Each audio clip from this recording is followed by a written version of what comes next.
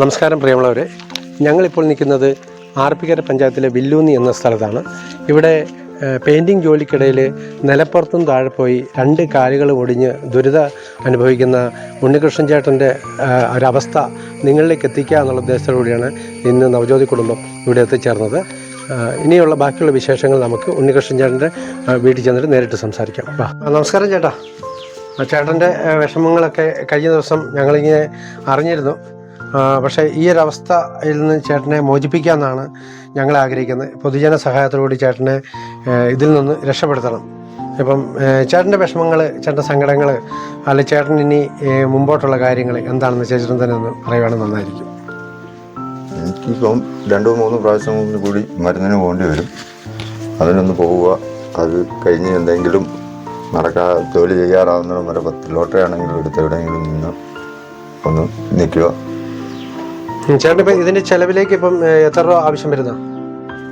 ഇപ്പം 2-3 പ്രാവശ്യം പോകണമെന്ന് നിലയിൽ 45 രൂപയോളം. ചേട്ടൻ ഉപയോഗിക്കുന്നത് ഇംഗ്ലീഷ് മരുന്നാണോ അതോ മറ്റെന്തെങ്കിലും?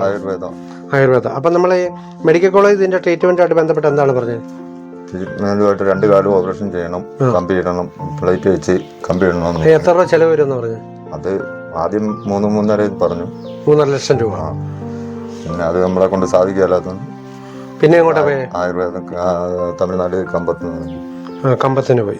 കമ്പത്തിന് പോയിട്ട് ഇപ്പം അവരെന്താ ചെയ്തിരിക്കുന്നത്? അവർ അവിടെ ചെന്ന് അവർ ശരിയാക്കി തരാൻ കുഴപ്പമില്ല. അവർ പറയുന്ന പോലെ ചെല്ലണമെന്ന് പറഞ്ഞു. നമ്മുടെ സാഹചര്യം നമുക്ക് ചെല്ലാൻ പറ്റുന്നില്ല അവർ പറയുന്ന സമയത്ത്. ചേട്ടന് ഞങ്ങൾ തരികയാണ്. അപ്പം സന്തോഷത്തിൽ നവജ്യോതിയുടെ വിധം ക്രച്ചസും ആയിക്കോട്ടെ. പിന്നെ ബാക്കിയൊക്കെ നമുക്ക് പൊതുജനങ്ങൾക്ക് വിട്ടുകൊടുക്കാം. അവർക്ക് എന്തെങ്കിലും ചേട്ടനെ സഹായിക്കാൻ പറ്റുമെങ്കിൽ കഴിയട്ടെ. ഒരാൾ കിടന്ന കിടപ്പിൽ നിന്ന് എഴുന്നേക്കാൻ കിട്ടുന്നൊരു ഭാഗ്യം, അത് ഏറ്റവും വലിയ ജീവിതത്തിലെ ഏറ്റവും വലിയൊരു കാര്യമാണ് എഴുന്നേറ്റ് നടക്കുക എന്നുള്ളത്. അതിനുള്ള അവസരം ചേട്ടന് ഉണ്ടാകട്ടെ എന്ന് പ്രാർത്ഥിക്കാം. ചേട്ടന് ഞങ്ങളെ കൊണ്ട് ചെയ്യാനൊരു ചെറിയ സഹായം തരുന്നു.